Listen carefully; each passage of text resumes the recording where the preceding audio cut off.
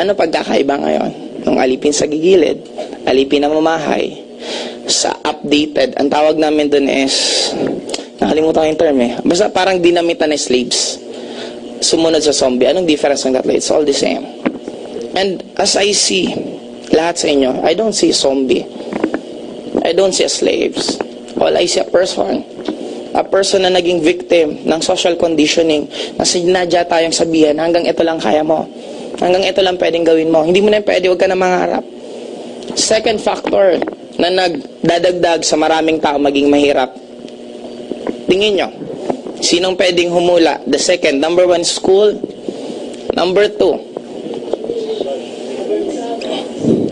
parents, pwede rin pero meron pang isa, maliban sa parents. Okay. Nasabi niyo yung kanina lang pangatlo ko yon. Yung number two is media.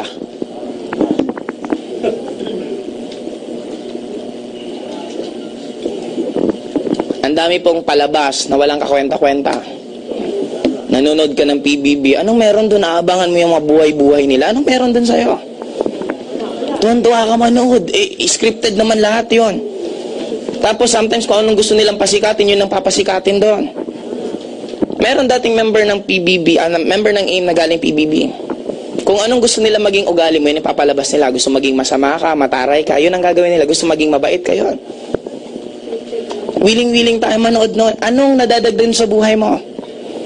Soaps opera. Soap opera. Di ba? Imbis hindi ka madrama, nagiging madrama ka sa papanood noon. Tama, nananahimik kayo, maganda gising mo, nanood ka, mamamatay yung bida, nalungkot ka tuloy. Imagine, tuwan-tuwa kang ginaganon mo sarili mo, imbis wala kang problema, magdadala ka ng problema ng... Guys, maliban sa media, ano pang tinutulong sa media?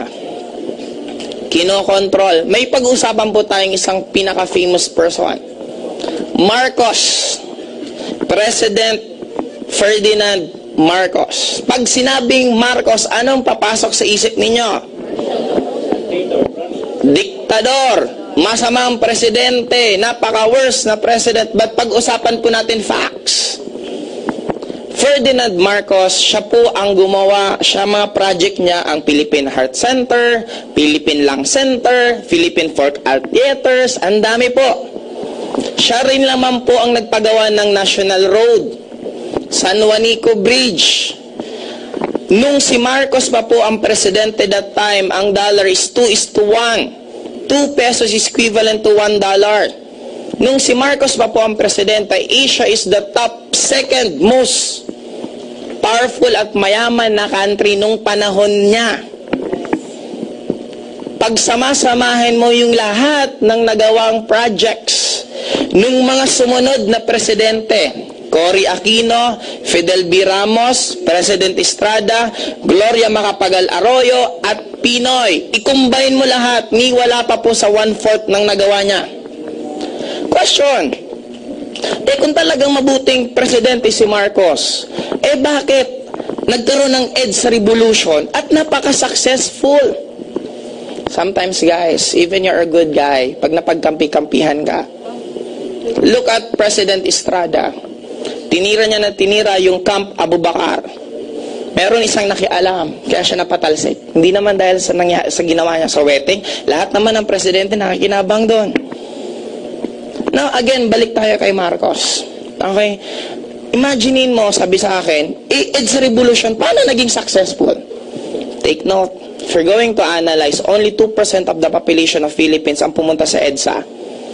At karamihan pa doon, hindi po nila alam bakit sila nandun.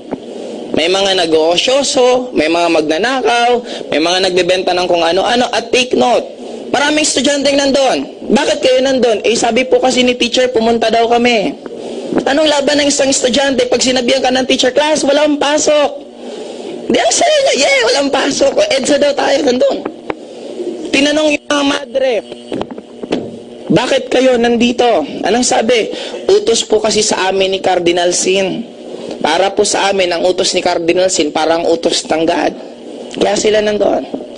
Bakit walang nangyaring patayan? Isa lang ang pinaka-importante doon. Sabi ni Marcos sa lahat ng tauhan, walang magpapaputok. Imagine niyo. In-explain ba sa atin yan sa history books? Sinabi ba? No.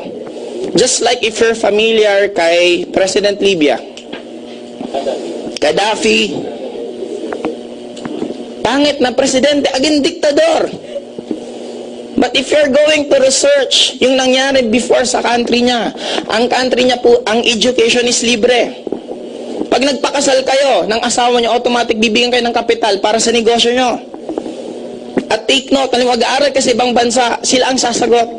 Pupunta ka ng ibang bansa, libre lahat. Question again, bakit ganon? Ito na lang, palaruin nyo lang sa isip ninyo. Kung ang ine-export ba ng Libya is food supplement, mushroom, do you think gigirahin sila? Ano ba ang ine-export nila? Anong ine-export ngayon ng Iran?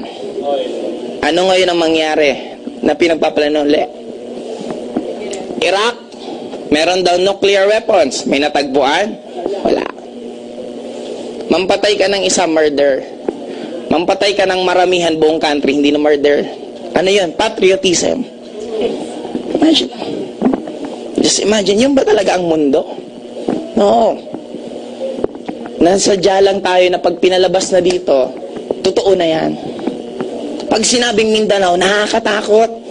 Don't you know one of the safest place is in Davao City? Pinakamalinis, pinakamaganda. Sabi nga, may biro pag ang Muslim nang patay, may nangyari, terorista na. Pero pag ibang tao, hindi. Grabing racial discrimination natin. But sana guys, let's start right now. Pag pumunta ka, do you think kayo iba sa akin? Do you think na iba tayo? Of course not. Pwede mo bang sabihin yung left arm mo, magkaiba sa right arm mo? No. Ang makikita mo, one whole body, right? Lumabas ka ng moon, makikita mo, one whole earth. Hindi ko po nakita yung Muslim, hindi ko po nakita yung Buddhist, hindi ko po nakita ang Filipino, hindi ko po nakita ang Amerika. Ang nakita ko lang isang one whole earth. Then hindi po natin kailangan magkanya-kanya. Kailangan po natin magkaisa. Kailangan po natin magising po tayo sa katotohanan na marami pong ginawa sadyang nilalagay sa atin para makontrol po tayo. Maliban sa media, ano pang tingin yung iba? Parents, ano pa? Ito, site example, gaano kagaling mag-control to. Would you imagine ang tubig bibilhin? Nagkaroon ng news.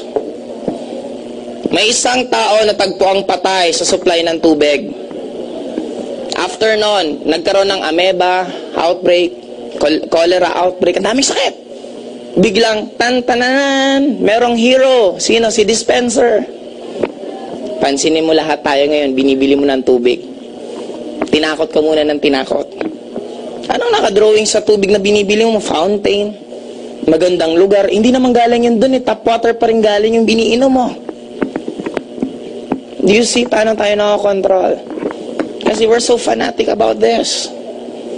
We don't, again, analyze. We just follow things kasi ginagawa ng karamihan, sinusunod ng karamihan. Now, it's about time to start again. Number 3. Guess.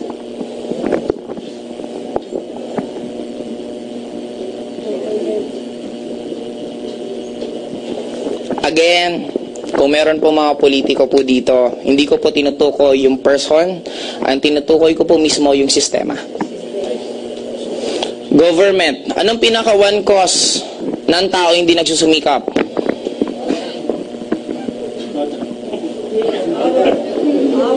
Anong binabalik sa'yo niyan? Umasa ka na lang, nayayaman ka dahil sa tama mo sa numero? Don't you know na mas mataas yung rate na masagasaan kapag pauwi mo galing sa pagtaya ng loto kaysa manalo ka sa loto? Actually, meron yung isang survey na mas mataas yung chance mong tamaan ka ng kidlat kaysa manalo ka sa loto. And take note, after winning in the loto, anong matutunan?